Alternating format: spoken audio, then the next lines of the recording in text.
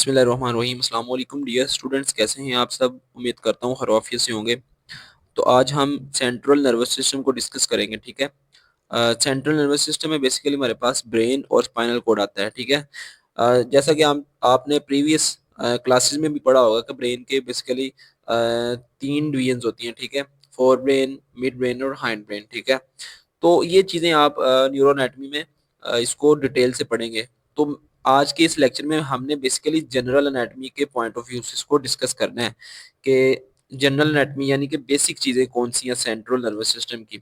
तो ब्रेन को अगर हम देखें तो basically brain two types of matter से बनता है, ग्रे मैटर और वाइट मैटर, ठीक है। तो ग्रे मैटर क्या है? सरफेस ऑफ ब्रेन, जिसको हम सेरिब्रल कॉर्टेक्स भी कहते हैं, सेरिब्रल कॉर्टेक्स, ठीक है। यानी ये जो हमारा ब्रेन का आउटर पार्ट आपको नजर आ रहा होता है, ठीक है, स्कल के अंदर वाला, ठीक है, जिसके अंदर आपको इस तरह से ये सल्कस और गायरस ये आप पढ़ेंगे आपको नजर आ रहे होते हैं, ठीक है। इसको हम सेरेब्रल कॉर्टेक्स कहते हैं। ये ग्रे मैटर से मिलके बनता है। उसके बाद है जी वाइट मैटर। वाइट मैटर जो है हमारा, जो भी ब्रेन से हमारी नर्व्स निकल रही होती हैं, नर्व फाइबर्स निकल रही हो रही होती हैं, ठीक है, उनको हम वाइट मैटर में इंक्लूड करते हैं। तो ये काफी ज्यादा माइलिनेटेड होती हैं। माइलिनेटेड होने की वजह से इसको हम वाइट मैटर कहते हैं। तो उसके बाद है जी ट्रैक्ट्स। कुछ ट्रैक्ट्स होते हैं जो हमारे ब्रेन से निकलते हैं। असेंडिंग ट्रैक्ट्स होते हैं, डिसेंडिंग ट्रैक्ट्स होते हैं, ठीक है। ट्रैक्ट्स वो होते हैं जो कि पाथवेज होते हैं हमारे, यानी कि सेंसरी इंफॉर्मेशन को लेकर आते हैं ब्रेन में और लेकर जाते हैं ब्रेन से बाहर, ठीक है। जो सेंडिंग ट्रैक्ट्स होते हैं वो सेंसरी होते हैं, ठीक है, जो हमारे जितना भी इंफॉर्मेशन होती है स्पाइनल कोड से वो ब्रेन तक लेकर आ रहे होते हैं, ठीक है। इनको बोलेंगे सेंडिंग ट्रैक्ट्स। और डिसेंडिंग ट्रैक्ट्स के कौन से होते हैं? मॉडर्न मोटर ट्रैक्ट्स होते हैं जो कि ब्रेन से इंफॉर्मेशन को स्पाइनल कोड तक लेकर जाते हैं। तो ये वाली चीजें आपने न्यूरो एनाटॉमी में, जो कि सेकेंड ईयर में आपको पढ़ाया जाएगा डीपीटी या एमबीबीएस में, ठीक है, ये चीजें आप न्यूरो एनाटॉमी में पढ़ोगे। तो अगर ट्रैक्ट्स ट्रैक्ट्स की बात करें तो ये खाली ब्रेन के ट्रैक्ट्स नहीं होते हैं, ठीक है। यानी ब्रेन के जो पार्ट्स होते हैं उनके फर्दर आगे, जैसे सेरिबेलम है, सेरिब्रम है, इन सब के अलग अलग ट्रैक्ट्स होते हैं। ये आप न्यूरो एनाटॉमी में पढ़ोगे, ठीक हो गया। उसके बाद है जी पेरिफेरल नर्वस सिस्टम।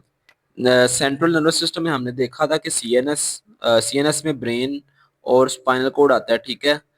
तो जाहिर सी बात है इन दोनों को पूरी बॉडी से कनेक्ट करने के लिए भी कोई एक सिस्टम होना चाहिए, तो वो पेरिफेरल नर्वस सिस्टम होता है जो कि नर्व से मिलके बनता है, ठीक है। नर्व्स में बेसिकली हमारे पास क्रेनियल नर्व्स और स्पाइनल नर्व्स आ रही होती हैं।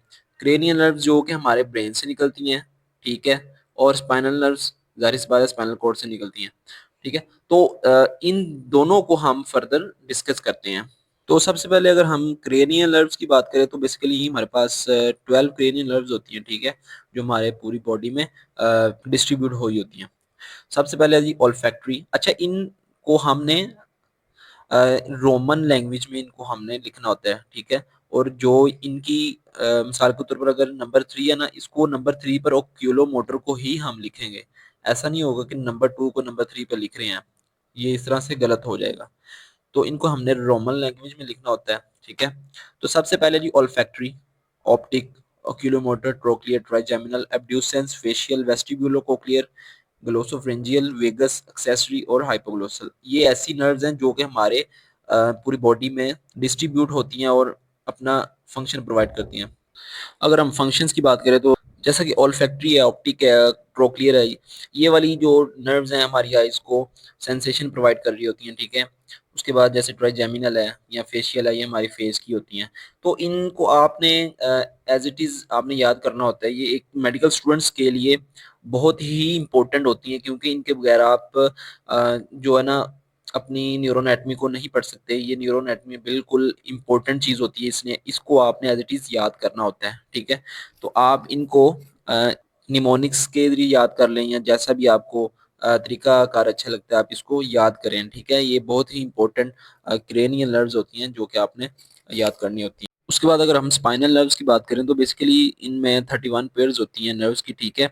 तो अगर हम इनको इजी वे में याद करना चाहें तो ये एक नेटवर्क बनाया जाता है पूरी स्पाइनल नर्व्स का, जैसे कि सर्वाइकल प्लेक्सीज हैं, ब्रेकियल प्लेक्सीज हैं, लंबर प्लेक्सीज हैं और सैक्रल प्लेक्सीज हैं। इनको बेसिकली ये सेगमेंट्स के तौर पर इनको डिवाइड किया गया है। जैसे सर्वाइकल सेगमेंट है, थोरेसिक है, ठीक है, लंबर है, सैक्रल है, इनको उनके लिहाज से अलग अलग किया गया है। यानी कि सर्वाइकल रीजन से जो नर्व्स निकल रही होंगी उनको सर्वाइकल प्लेक्सी कहा जाता है, ठीक है।